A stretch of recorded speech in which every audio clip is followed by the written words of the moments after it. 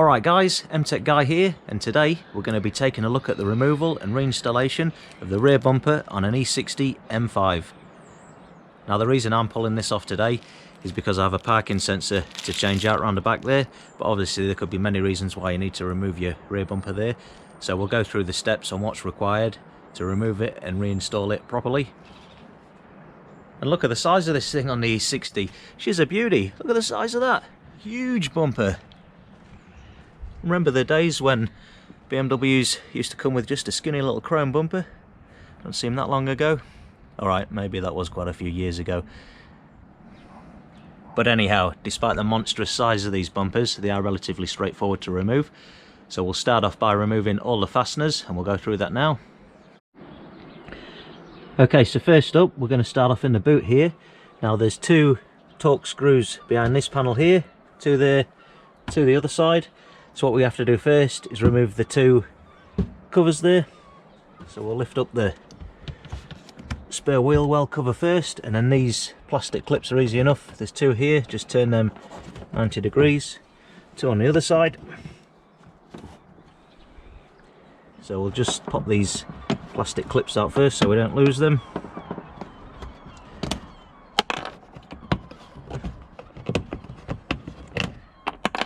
Then we'll just grab hold of this hole down here, just pull it up, slide her out. And then of course it's the same on the other side. We'll just pull out the two plastic clips before we start.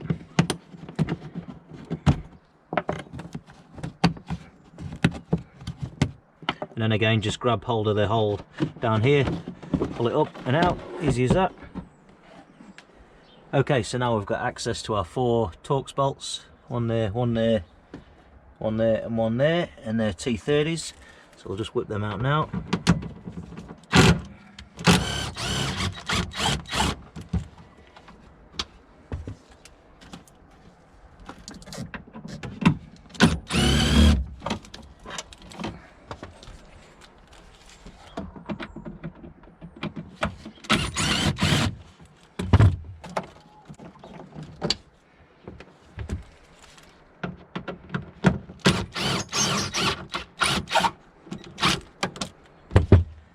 Alright, then next up we've got four bolts in the wheel well here to remove, and then a plastic retainer underneath to pop out.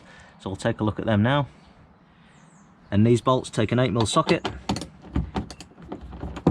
we'll just sneak in here with the socket. Now it's up to you guys whether you want to jack the car up and give yourself a bit of extra room, you know, remove the wheel and whatnot, but I think we can just about squeeze in here, not too much trouble.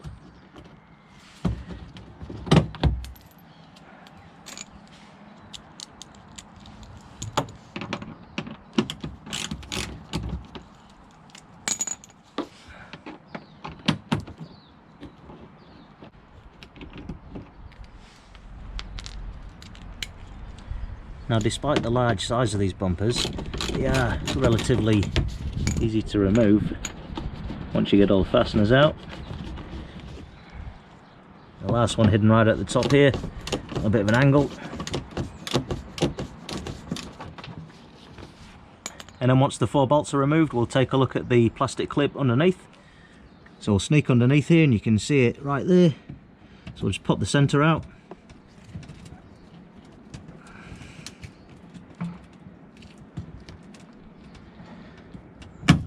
There we go.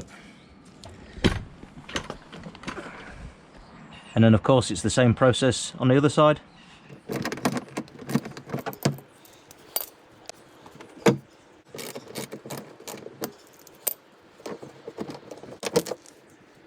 So for the bottom two I've used a long 8mm socket, and for the top two bolts we'll just use a wee short one there.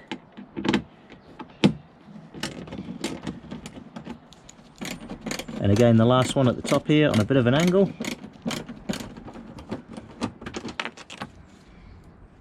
And a plastic clip down the bottom here. And then the last four fasteners are underneath here, underneath the bumper where the diffuser is. So got 1, 2, 3, 4. Take an 8mm socket.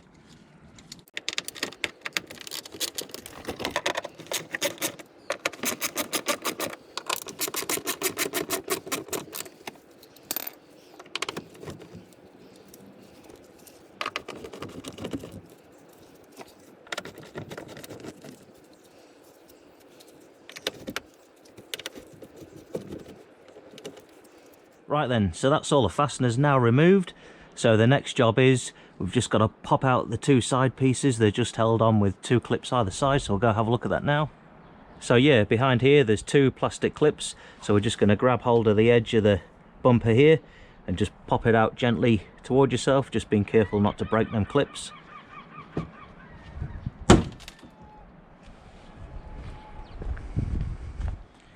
And then the same process on the other side. Right, so now the bumper's free, we're ready to get hold of it and slide it off toward yourself.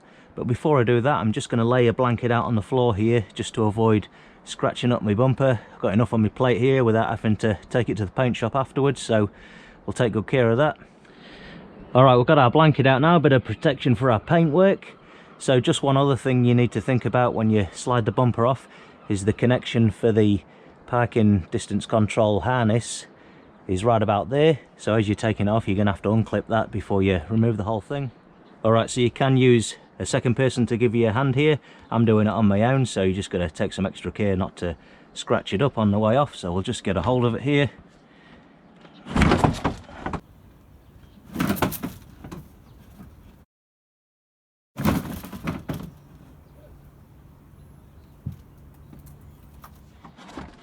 It's relatively light. There we go.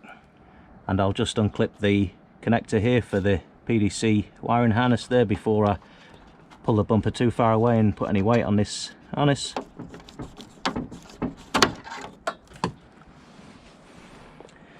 There we go.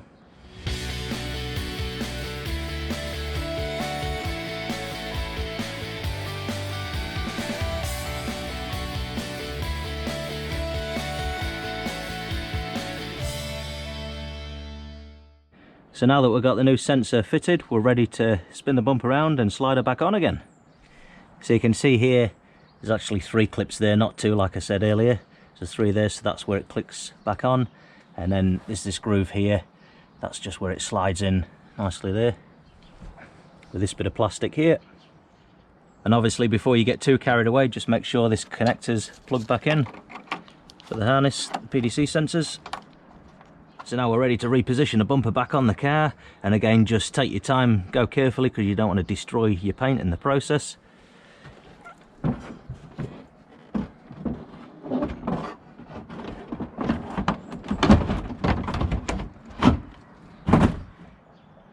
And then we'll come around the sides and click the sides back in.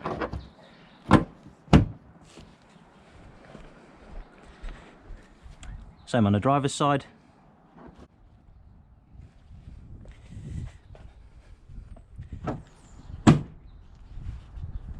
There we go, now we're ready to refit all the fasteners.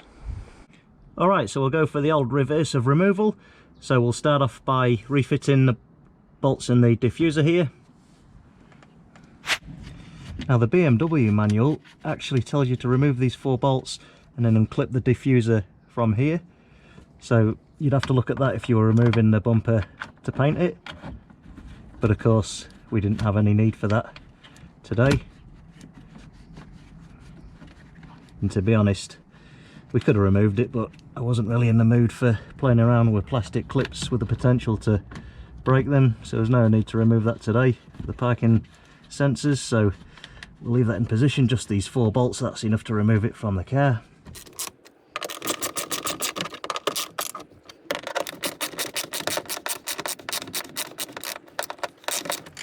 You don't have to go mad tightening these up either, just a wee nip.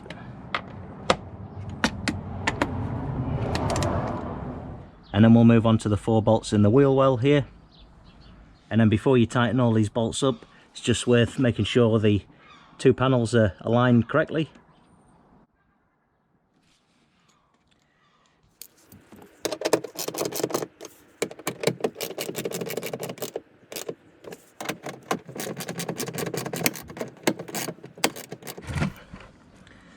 Then underneath the side here, the plastic clip, push the middle in.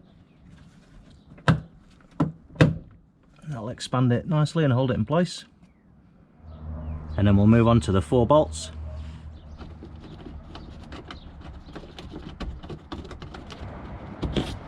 And again, we'll just start off by putting them in finger tight. and then we can just straighten up the bumper as required. Make sure we've got some good fitment there.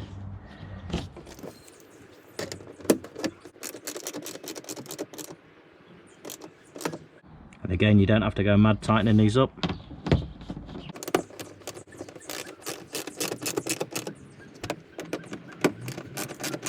Again, underneath with the plastic clip.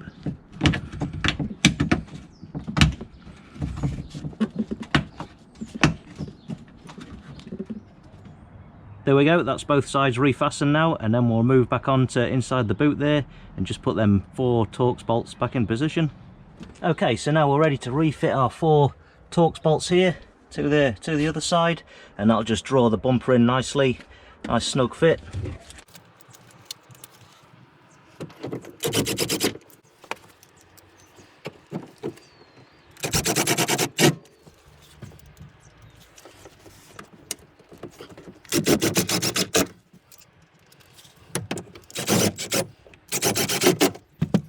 Okay, so once you've got the bumper back in position, it's worth just going around and checking all them panel gaps, make sure that you're happy with them before we go ahead and refit the trim panels. If you need to, just slacken off the fixing bolts again and just manoeuvre it wherever you want it.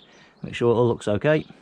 Okay, so with the carpeted trim pieces, it's just a case of sitting them in position. There's a wee tab at the front there, just slide it forward and then just click it in position there, and then of course put the 2 plastic clips back in position.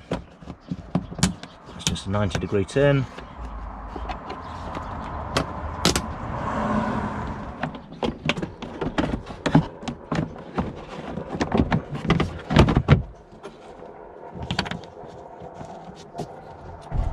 And that's it, that's the bumper back on and everything back together. Alright guys, there we have it. So that's how you take the bumper off and put it back on again. So I hope you guys found this video useful. If you did, don't forget to give it a like and make sure you check out the rest of my YouTube channel for more M5 content. I'm MTech Guy, thanks a lot for watching.